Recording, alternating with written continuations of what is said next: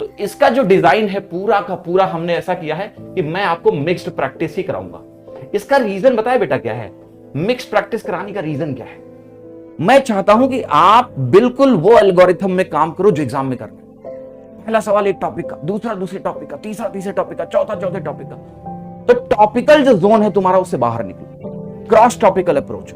Exam में कई बार क्या होता है, हम फंस जाते हैं। हम कोई सवाल देखेंगे, हम उसी टॉपिक के दायरे में सोचते हैं, लेकिन कई बार क्या होता है, एक टॉपिक में दूसरे टॉपिक का कॉन्सेप्ट लग रहा होता है, तो उतना हम मिक्स थिंकिंग के साथ जा नहीं पाते और हमारा दिमाग धीरे काम करता है। हमारा जब टॉपिकल प्रैक्टिस ज्यादा करते हो तो टॉपिक वाइज ही दिमाग चलता है, वो ब्रेक कर देना है तुम्हारा।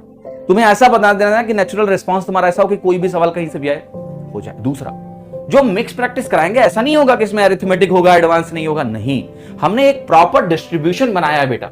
वो प्रॉपर डिस्ट्रीब्यूशन है हमारा कि अगर हमें बच्चे को क्वेश्चंस कराने हैं, हमारा प्लान है आपको 2000 से ज्यादा क्वेश्चंस अपनी तरफ से देने का विद सॉल्यूशंस, जिसमें से लार्ज नंबर ऑफ क्वेश्चंस आपके क्लास में होंगे और बाकी आपको क्या मिलेंगे, डीपीक्यूज।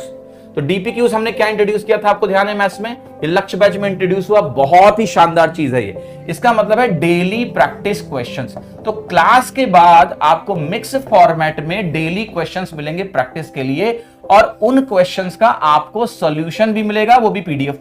तो पीडीएफ में उसका सॉल्यूशन मिल जाएगा ताकि आप उसको रेफर कर पाए। तो क्लास कर रहे हो तुम मेरे साथ, 20 से 25 सवाल का प्लान है डेली हम लोग करने वाले हैं। तो 20 to 25 क्वेश्चंस हम क्या करने वाले हैं, डेली करने वाले हैं। अब 20 से 25 सवाल अगर हम डेली करने वाले हैं और फिर आपको डीपीक्यूज मिलेंगे, उस डीपीक्यू में भी आपके क्वेश्चंस होने वाले हैं।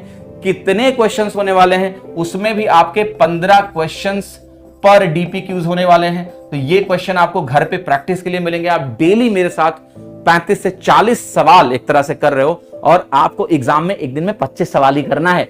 इतने सवाल हो जाएंगे और इतनी वैरायटी हो जाएगी कि एग्जाम में जो सवाल आने हैं नए भी, वो भी इसमें कवर्ड होंगे।